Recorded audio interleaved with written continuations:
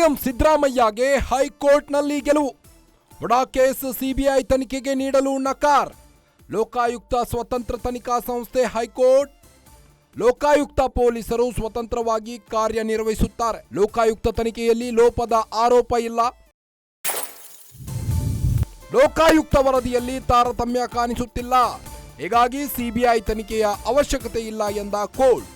High court ನ್ಯಾಯಮೂರ್ತಿ ನಾಗಪ್ರಸನ್ನ ಅಭಿಪ್ರಾಯ. CM ಸಿದ್ದರಾಮಯ್ಯಗೆ MUDA ಕೇಸ್ನಿಂದ ಕೊನೆಗೂ ಬಿಗ್ ರಿಲೀಫ್ ಸಿಕ್ಕಂತಾಗಿದೆ. ಧಾರವಾಡ ಹೈಕೋರ್ಟ್ನಿಂದ ಸಿಬಿಐಗೆ ವಹಿಸಲು ನಕಾರ. ಮುಡಾ ಕೇಸ್ ಸಿಬಿಐ ತನಿಖೆಗೆ ನೀಡಲು ನಕಾರ ನಡೆದಿದ್ದು, ಇನ್ನು ಲೋಕಾಯುಕ್ತ ಸ್ವತಂತ್ರ ತನಿಖಾ ಸಂಸ್ಥೆ ಹೈಕೋರ್ಟ್. ಹಾಗಾಗಿ ಲೋಕಾಯುಕ್ತ ಪೊಲೀಸರು ಸ್ವತಂತ್ರವಾಗಿ ಕಾರ್ಯನಿರ್ವಹಿಸುತ್ತಾರೆ. ಲೋಕಾಯುಕ್ತ ತನಿಖೆಯಲ್ಲಿ ಲೋಪದ ಆರೋಪ ಇಲ್ಲ. ಲೋಕಾಯುಕ್ತ ವರದಿಯಲ್ಲಿ ತಾರತಮ್ಯ ಕಾಣಿಸುತ್ತಿಲ್ಲ. ಹೀಗಾಗಿ ಸಿಬಿಐ ತನಿಖೆಯ ಅವಶ್ಯಕತೆ ಇಲ್ಲ ಎಂದ ಕೋರ್ಟ್.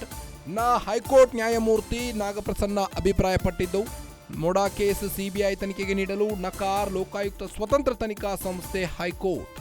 ಮೈಸೂರು ನಗರಾಭಿವೃದ್ಧಿ ಪ್ರಾಧಿಕಾರದ ಹಗರಣ ರಾಜ್ಯ ರಾಜಕಾರಣದಲ್ಲಿ ಸಂಚಲನವನ್ನೇ ಸೃಷ್ಟಿಸಿದೆ. ಪ್ರಕರಣದ ಬಗ್ಗೆ ಒಂದೆಡೆ ಲೋಕಾಯುಕ್ತ ಪೊಲೀಸರು ತನಿಖೆ ನಡೆಸುತ್ತಿದ್ದಾರೆ, ಮತ್ತೊಂದೆಡೆ ಇಡಿ ಅಧಿಕಾರಿಗಳು. ಈ ಮಧ್ಯೆ ತನಿಖೆಯನ್ನ ಸಿಬಿಐಗೆ ಹಸ್ತಾಂತರಿಸಬೇಕೆಂದು ಸ್ನೇಹಮಯಿ ಕೃಷ್ಣ ಸಲ್ಲಿಸಿರುವ ಅರ್ಜಿ ತೀರ್ಪು ಪ್ರಕಟವಾಗಿದೆ.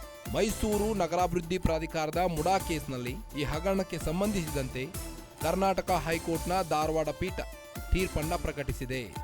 ದೂರುದಾರ ಸ್ನೇಹಮಯಿ ಕೃಷ್ಣ ಸಲ್ಲಿಸಿದ್ದ ಅರ್ಜಿಯನ್ನು ನ್ಯಾಯಾಲಯ ವಜಾಗೊಳಿಸಿದೆ. ಇನ್ನು ಲೋಕಾಯುಕ್ತ ಪೊಲೀಸರ ತನಿಖೆ ಸಮರ್ಪಕ ಎನ್ನುವುದಕ್ಕೆ ಕಾರಣಗಳಿಲ್ಲ. ಲೋಕಾಯುಕ್ತ ತನಿಖೆ ತಾರತಮ್ಯ ಪೂರಿತ ಎಂಬುದಕ್ಕೆ ಆಧಾರಗಳಿಲ್ಲ. ಲೋಕಾಯುಕ್ತ ಸ್ವತಂತ್ರ ತನಿಖಾ ಸಂಸ್ಥೆಯಾಗಿದೆ. ನ್ಯಾಯಮೂರ್ತಿ ಎಂ ನಾಗಪ್ರಸನ್ನ ಅವರಿದ್ದ ಹೈಕೋರ್ಟ್ ಪೀಠ ಈ ಒಂದು ಆದೇಶವನ್ನು ಹೊರಡಿಸಿದೆ. ಸಿಬಿಐಗೆ ನೀಡಲು ನಿರಾಕರಿಸಿದೆ. ಈ ಮೂಲಕ ಮುಖ್ಯಮಂತ್ರಿ ಸಿದ್ದರಾಮಯ್ಯ ಅವರಿಗೆ ಬಿಗ್ ರಿಲೀಫ್ ಸಿಕ್ಕಂತಾಗಿದೆ. ಇನ್ನು ತೀರ್ಪು ಪ್ರಕಟವಾಗುತ್ತಿದ್ದಂತೆ ಮಾಧ್ಯಮ ಪ್ರತಿನಿಧಿಗಳೊಂದಿಗೆ ಮಾತನಾಡಿದ ದೂರುದಾರ ಸ್ನೇಹಮಯಿ ಕೃಷ್ಣ, ಕಾನೂನು ಹೋರಾಟ ಮುಂದುವರಿಸುತ್ತೇನೆ, ಯಾವುದೇ ಕಾರಣಕ್ಕೂ ಬಿಡೋದಿಲ್ಲ. ಹೈಕೋರ್ಟ್ ಆದೇಶ ಪ್ರಶ್ನಿಸಿ ಸುಪ್ರೀಂ ಕೋರ್ಟ್ಗೆ ಮೇಲ್ಮನವಿ ಸಲ್ಲಿಸುತ್ತೇನೆ. ಹೈಕೋರ್ಟ್ ಆದೇಶ ಪ್ರತಿ ಸಿಕ್ಕಿದ ಕೂಡಲೇ ಸುಪ್ರೀಂಗೆ ಮೇಲ್ಮನವಿ ಸಲ್ಲಿಸುವೆ. ಲೋಕಾಯುಕ್ತ ತನಿಖೆ ಬಗ್ಗೆ ನಮಗೆ ನಂಬಿಕೆ ಇಲ್ಲ ಎಂದು ಹೇಳಿದರು.